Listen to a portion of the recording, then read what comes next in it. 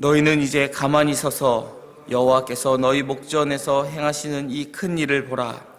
오늘은 밀베는 때가 아니냐. 내가 여호와께 아뢰리니 여호와께서 우리와 비를 보내사 너희가 왕을 구한 일 곧 여호와의 목전에서 범한 죄악이 큼을 너희에게 밝히 알게 하시리라. 이에 사무엘이 여호와께 아뢰매 여호와께서 그날에 우리와 비를 보내시니 모든 백성이 사무엘에게 이르되 당신의 종들을 위하여 당신의 하나님 여호와께 기도하여 우리가 죽지 않게 하소서. 우리가 우리 모든 죄에 왕을 구하는 악을 더하였나이다.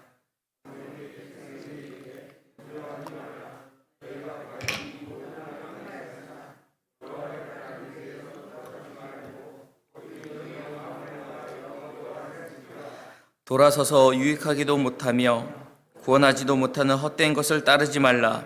그들은 헛되니라. 여호와께서 너희를 자기 백성으로 삼으신 것을 기뻐하셨으므로 여호와께서는 그의 크신 이름을 위해서라도 자기 백성을 버리지 아니하실 것이요 나는 너희를 위하여 기도하기를 쉬는 죄를 여호와 앞에 결단코 범하지 아니하고 선하고 의로운 길을 너희에게 가르칠 것인즉 너희는 여호와께서 너희를 위하여 생각하여 오직 그를 경외하며 너희의 마음을 다하여 진실이 섬기라. 만일 너희가 여전히 악을 행하면 너희와 너희 왕이 다 멸망하리라. 아멘. 어제 말씀에 이어서 계속해서 사무엘이 백성들에게 전하고 있는 권면의 말씀을 우리가 보고 있습니다. 16절에서 19절의 말씀을 보면 사무엘이 기도를 통하여 우레와 비를 징조로 그들에게 보이며 하나님께 우리가 무엇을 범죄하였는지를 깨닫게 하는 것을 보고 있습니다. 16절 말씀을 보시면 사무엘은 7절에 했었던 그의 말 가만히 서서 보라라는 말을 다시 한번 백성들에게 하면서 백성들의 주의를 환기시킵니다. 우리가 이 가만히 서서 너희가 여호와 하나님 되심을 바라보라라고 했었던 이 말은 이전에 모세가 백성들을 출애굽시킬 때에 홍해가 그들의 앞길을 가로막았을 때에 홍해 앞에서 백성들에게 하였던 말입니다. 또 열왕기하에 보면은 이스라엘이 이제 큰 어려움을 당했을 때에 하나님께서 너희를 대신하여 싸우실 것을 지켜보라라는 의미에서 또다시 가만히 서서 보라라는 이 표현의 말이 등장을 합니다. 그런데 이 두 곳의 말은 하나님께서 너희에게 베푸실 구원을 보라라는 그러한 의미로 사용되었지만 오늘 본문에서는 지금 사무엘이 하나님께서 너희에게 베푸실 구원을 보라라는 것이 아니라 오히려 너희에게 경고하시는 그 경고의 메시지를 보라라는 것을 우리가 이후 말씀을 통하여 알 수 있습니다.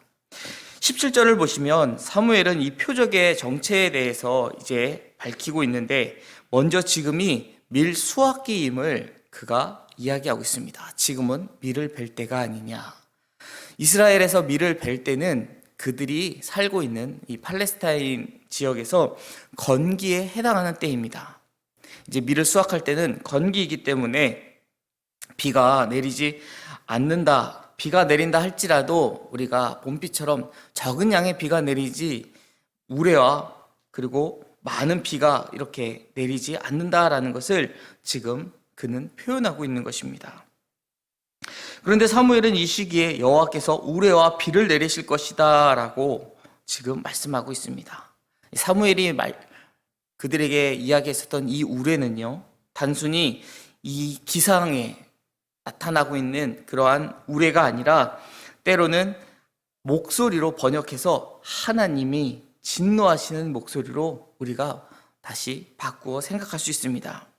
이것은 하나님을 지칭할 때만 나오는 표현이 아니라 그때 당시에 이 우레다라고 하는 표현은요, 신의 분노를 나타낼 때도 사용한 단어이기도 합니다.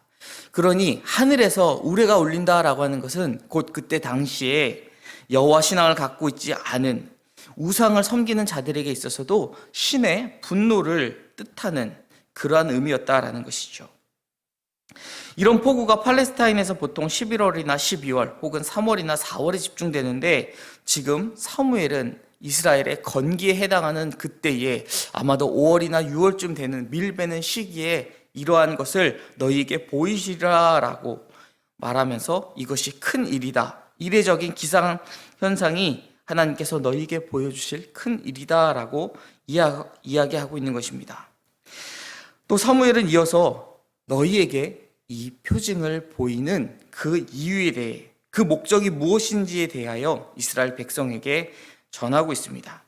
그것은 바로 이스라엘 백성이 왕정을 요구한 것이 하나님 앞에 큰 죄를 범한 것이다 라는 것을 그들에게 말하고 있는 것이죠. 사무엘이 말한 대로 그가 여호와께 아뢰고 나서 팔레스타인의 일상적인 기후 조건에 맞지 않는 우레와 비가 만약 내린다면 그들이 왕정을 요구하는 것이 죄라는 사실이 분명해지는 것입니다. 이것은 우연히 겹치는 것이 아니라, 그리고 그때에 늘 있는 그러한 현상이 아니라 분명 하나님께서 그것을 보여주신 것이 되기 때문에 그렇습니다. 18절에 사무엘의 공언한 대로 그 일이 이제 실현되는 것을 본문은 우리에게 보여주고 있습니다. 그러자 이스라엘 백성들은 두려워하면서 사무엘에게 부탁을 합니다. 밀 수확기에 폭우가 계속된다면 농사에 치명적인 영향을 미치게 될 것이고, 또한 그들이 그 우레와 비 가운데에 자신들이 죽게 될지 모르는 그 두려움 가운데에 여호와께 아뢰어 우레와 비를 그치게 해달라고 요청한 것이죠. 한국에서는 이러한 광경을 많이 보기 어렵지만 가끔 미국 같은 데에 보시면 넓은 높은 건물이 없는 그런 때에 정말 이 땅에 번개가 내리꽂는 것을 볼 때가 있습니다. 우연치 않게 그런 장면을 이제 미국의 야구 중계를 보다가 한번 보게 됐는데, 미국의 맑은 날씨 가운데 야구 경기를 하는데 야구장에 번개가 떨어지더라고요.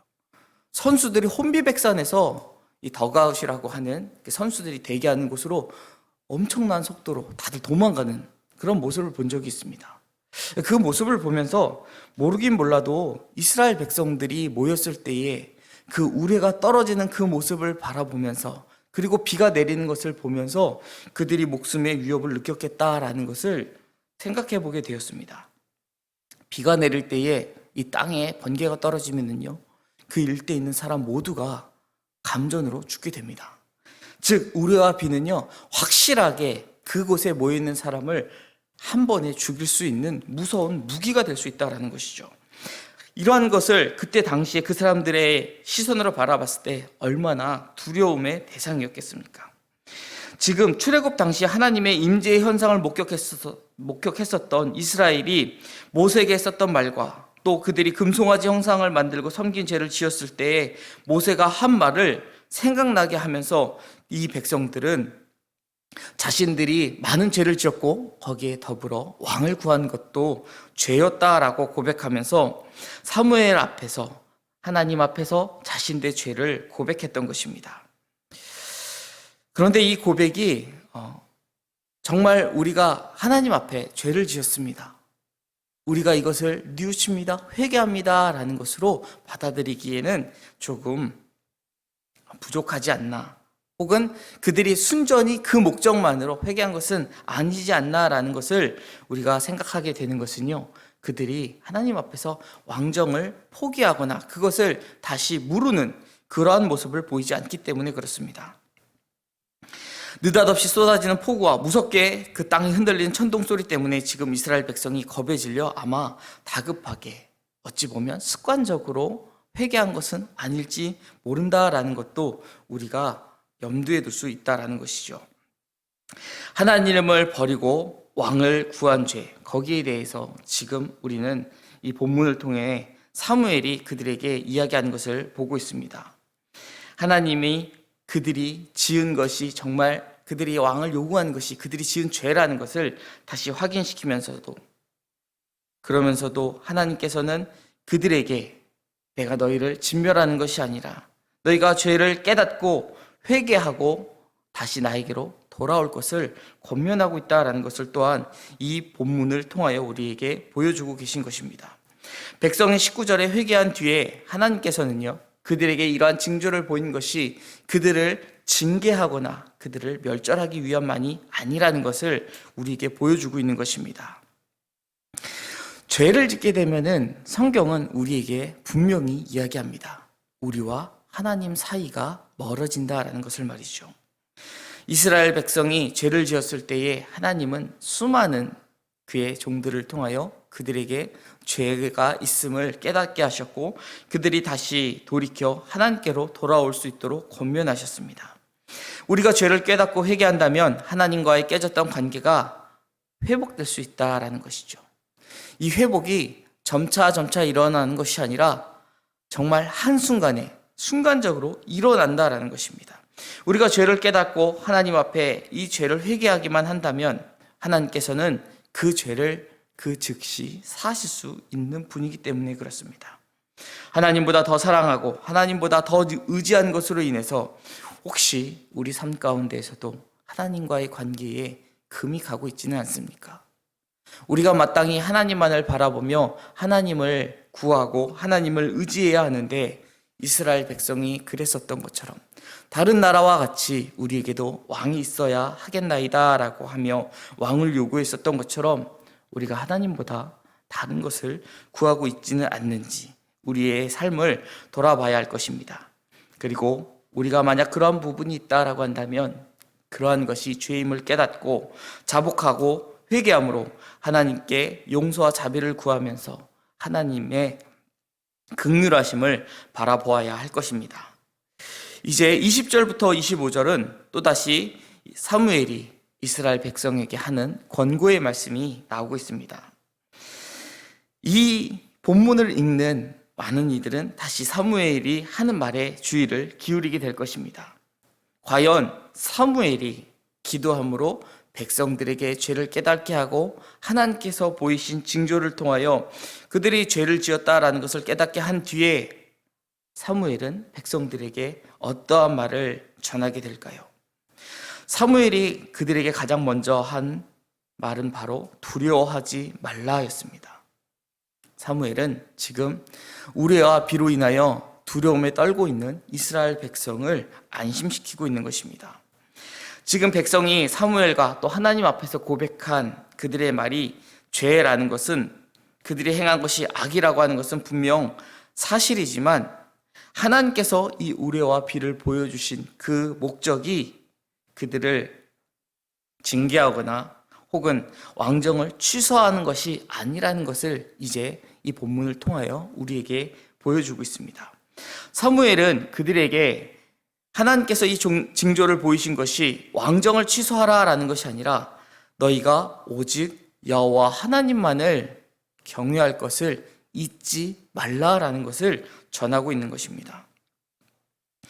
이것을 우리가 여호와 유일 신관이라고 표현을 하는데 오직 여호와만이 참된 신이시며 그 여호와 하나님만을 너희가 경외해야 한다라는 것을 이야기하는데 이것은 신명기적 사관을 갖고 있는 책들, 신명기적 사관을 갖고 있는 이 역대상 전까지 기록된 모세오경과 열왕기상, 열왕기하까지 이 책들 가운데 나타나는 그러한 이 관용구적 표현들입니다.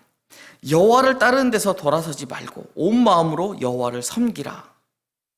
이러한 표현들은요, 이 책을 편집한 편집자들의 그러한 당부와 또 권면에 그러한 마음이 담겨져 있는 것입니다. 사무엘은 계속해서 지금 우상 숭배를 경고하고 있습니다. 우상은 유익하지도 않고 구원하지도 못한 헛된 것이다 라고 표현하면서 그들에게 그러한 것을 구하지 말라라는 것이죠. 이 낱말은 일반적으로 혼돈이나 무질서를 뜻하지만 우리가 이사야서를 보면은 우상을 가리키는 낱말로도 사용했다라는 것을 확인할 수가 있습니다. 하나님을 진실하게 섬겨야 하는 그들이 지금 왕을 요구했다라는 것입니다. 그리고 그들이 그것이 죄악된 것임을 깨닫고 회개했다라는 것이죠. 그러니 너희가 정말 만약 그것이 죄악이었다라는 것을 깨닫는다면 다시는 이러한 일을 범하지 말고, 이러한 죄를 범하지 말고 이러한 잘못을 되풀이하지 말라라는 것입니다. 우리가 회개함에 있어서 가장 중요한 것은요, 그 잘못을 뉘우치는 것에 있지 않습니다. 제가 앞서 이 본문을 설명하면서 그들이 참된 회개를 했다라고 볼 수 없다라고 하는 이유가 바로 여기에 있습니다. 회개에 있어서 가장 중요한 것은 죄의 자리를 떠나 돌이키는 것에 있습니다. 잘못한 것을 깨닫는 것은 정말 이 그리스도, 예수 그리스도의 이 복음을 알지 못한 사람들도요, 얼마든지 할 수 있습니다.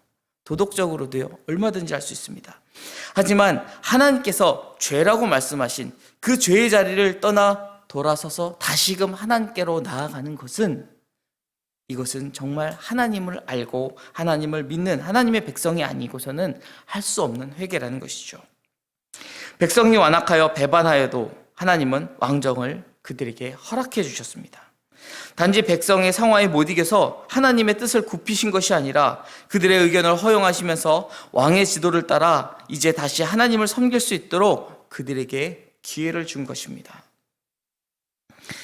하나님께서 그들에게 이 허락하신 그 기회를 통해서 그들은 다시금 왕의 체제, 사사의 체제가 아니라 왕정시대 가운데서도 하나님을 잃지 않고 하나님을 바라보며 나아가야 할 것을 지금 이 사무엘은 백성에게 권면하고 있는 것이죠.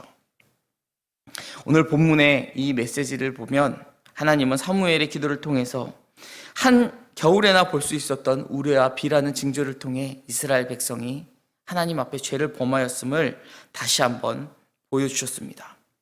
도대체 이 왕정으로 넘어간다라는 것이 무엇이기에 하나님께서는 이러한 표징까지 사용하셔서 이스라엘 백성들에게 하나님의 뜻을 보여주셨을까요? 그것은 단순히 지금 그들이 하나님 앞에 죄를 범하였기 때문에 너희가 죄를 범하였다라는 것을 알리시는 것에 그치는 것이 아닙니다.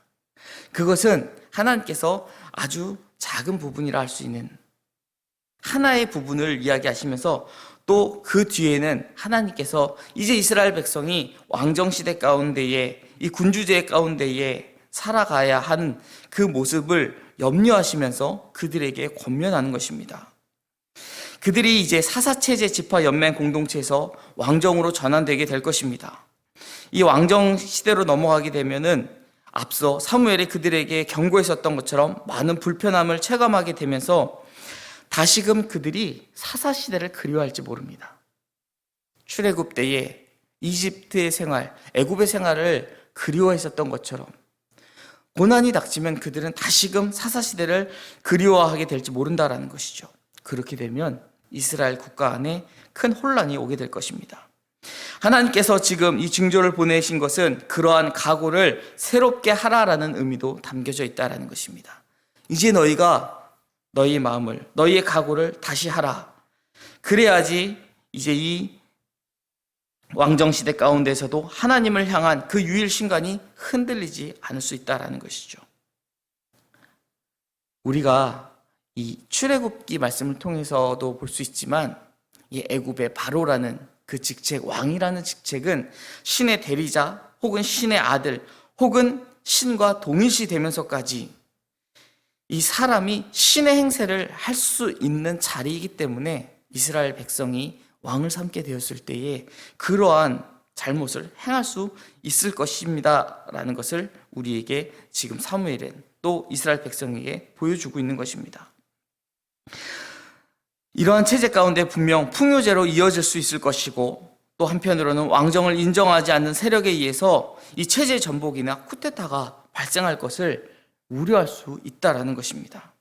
여러 면에서 하나님의 선택을 받은 백성이 이 정체성의 위기가 올 수 있을 것이기 때문에 하나님께서는 사무엘을 통해 백성에게 독특한 방법으로 지금 교육을 하고 계신 것입니다. 신앙을 위해 각오를 다지는 효과와 본질 또 여호와 신앙을 기억하도록 이 표징을 보이시면서 하나님은 그들에게 너희가 여호와의 그 법을 떠나지 말고 너희의 체제가 변한다 할지라도 너희 상황이 변한다 할지라도 오직 여호와 하나님만을 바라보고 하나님만을 섬기라라고 말씀하고 있는 것입니다. 본문 마지막에 사무엘은 그들에게 말씀합니다. 너희가 만약 다시금 이 죄를 범하게 된다면 예전에도 그랬었던 것처럼 여전히 악을 행하면 너희와 너희 왕이 다 멸망하게 될 것이다. 우리가 죄를 범하게 됐을 때에 우리가 악을 떠나지 못하고 또다시 악의 길로 행하게 되면 우리는 여전히 멸망을 향해 걸어가게 될 것이다 라는 것을 본문을 통하여 우리에게 말씀하고 있습니다. 또한 이 본문을 통해 우리가 기억해야 할 것은 지금 사무엘은 이러한 상황 가운데에도 기도하기를 쉬지 않는다라고 고백하고 있다라는 것입니다.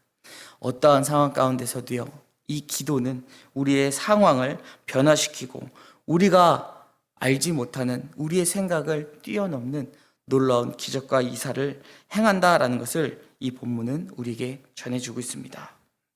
사랑하는 성도 여러분, 우리의 상황이 어떻다 할지라도 우리는 지금 오늘 본문 23절에 사무엘이 고백했었던 것처럼 기도하기를 쉬는 죄를 범하지 말아야 할 것입니다.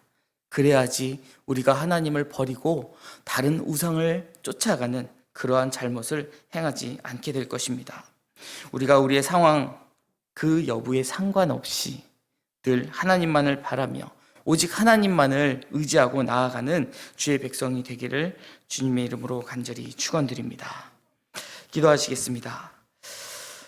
사랑의 하나님, 감사합니다. 하나님, 우리가 비록 범죄할지라도 우리가 하나님 앞에 자복하고 회개하고 나올 때에 우리의 죄를 사하시며 또한 우리가 잘못된 길을 갈 때에도 우리를 버려두시는 것이 아니라 그 가운데에서도 하나님만을 바라보며 나아갈 수 있도록 다시금 기회를 주시는 하나님을 우리가 바라보며 나아갑니다.